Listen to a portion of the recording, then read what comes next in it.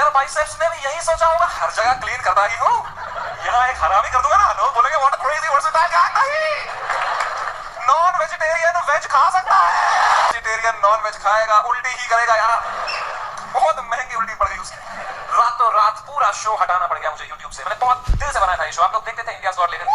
तो गाइस मुझे समय और अपनी जो स्टोरी है वो ऑलमोस्ट सिमिलर लगती है। और क्यों लगती है कि इसने एक लेटेंट शो बनाया जो इसको डिलीट करना पड़ा, एक एपिसोड की वजह से कंट्रोवर्शियल हो गया था वो थोड़ा, तो उसको सब डिलीट करना पड़ गया। इसने जो मेहनत से बनाया था सब, ठीक है।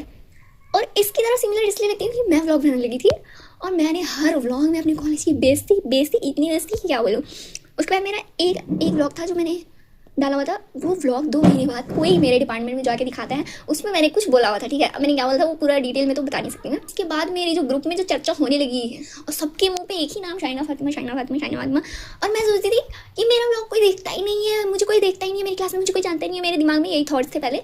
लेकिन जब मैंने ग्रुप खोला मैंने देखा अरे मुझे तो सब जानते हैं, पर ये लोग मेरा व्लॉग लाइक क्यों नहीं करते हैं। मतलब व्यूज़ मेरे जा रहे हैं 70 के 80 के ऐसे जा रहे हैं।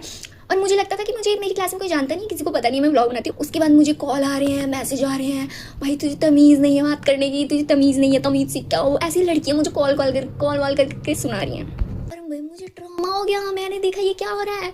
2 मिनट पहले मैं खुश थी, मैंने ग्रुप खोलते ही सब मेरी खुशियाँ मातम में बदल गई। उसके बाद मुझे कुछ सूझा ही नहीं, मैं बैठ के रो रही हूँ, ट्रॉमेटाइज हो गई हूँ। उसके बाद मुझे अपनी सारी वीडियोस जो थी वो डिलीट करनी पड़ी। मैंने बहुत भारी मन से सब डिलीट किया। जैसे कि समय ने बोला समय को डिलीट करना पड़ा, वैसे ही मुझे डिलीट करना पड़ा, इतने दुखी मन से कि मैं क्या बोलूँ।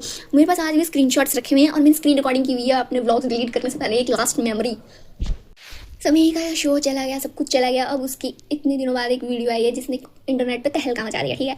अब मैं सोच रही हूँ कि मैं कौन सा वीडियो डालूँ जो मेरे भी तहलका ही मच जाए। मैं जो फर्स्ट व्लॉग डाला था उस पर मेरे 60 के 70 के व्यूज़ आ गए थे।